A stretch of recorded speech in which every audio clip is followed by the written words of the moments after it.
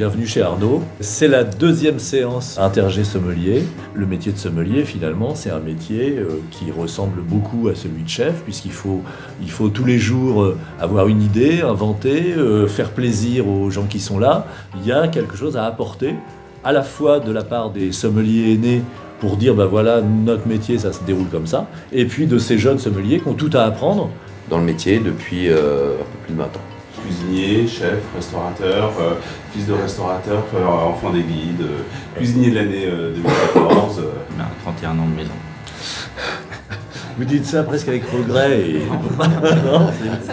Mon beau-père est vigneron champenois et j'ai grandi à l'âge de 6 ans dans une entreprise viticole, donc tout de suite imprégné de ces notions de réception de clientèle, de service, de vin, de vinification. Mes parents ne sont pas du tout du métier, j'ai personne dans la restauration ni dans le monde viticole, mais intéressé par les vins depuis toujours et entouré par des gens qui aiment le vin. Petite fille de vigneron et sincèrement je suis tombée dedans par hasard. Ils ont ouvert la section commerce de vin et là je me suis mis à fond dedans et je suis partie donc en Alsace où j'ai découvert une région.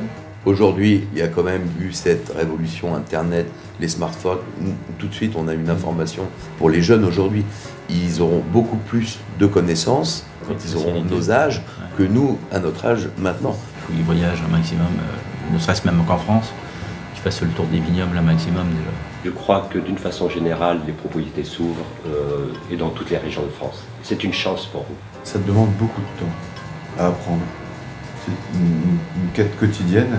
Eux veulent tout découvrir et souvent, à un endroit particulier, déjà approfondir, ce serait très bien. Avant d'être quoi que ce soit, n'oubliez pas d'être consommateur. Le meilleur sommelier de l'année, Fabrice Sommier, il a le discours qui permet aux gens de se dire que finalement, ils ont pris la bouteille que eux voulaient. On reste sur les vins de la région, comme je suis dans le Mâconnais, et c'est des bouteilles abordables, donc du coup on peut ouvrir tous ceux du Mâconnais, donc c'est quand même agréable. On aimerait bien faire parfois un petit peu de cérémonial, de montrer un peu effectivement qu'on sait décanter, qu'on sait carafer.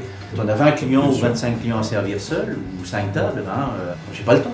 On fait des exercices de dégustation d'un même champagne dans jusqu'à 27 verres différents. Et ça, c'est assez fascinant. Donc là, l'idée était de goûter donc, de verre pour voir un petit peu ce qui se passe dans les formes de verre. Donc, on sait tous que la forme du verre va avoir un impact au niveau des arômes. Le client vous dit, ce que je reproche dans les Bordeaux, c'est ce caractère puissant, c'est un ou autre. Ben, il va falloir faire en sorte de les amoindrir. Peut-être qu'en changeant la forme du verre, vous allez lui faire apprécier le Bordeaux. Est-ce que vous pensez qu'il peut y avoir une pédagogie qui soit faite en disant je vous propose le même vin dans 2 verres, de jouer avec vos clients? Oui, ça nous arrive. Ouais. Il y a une image de Bordeaux qui est hyper sévère parce qu'on juge Bordeaux sur une quinzaine, une vingtaine de vins qui sont donc non représentatifs de Bordeaux.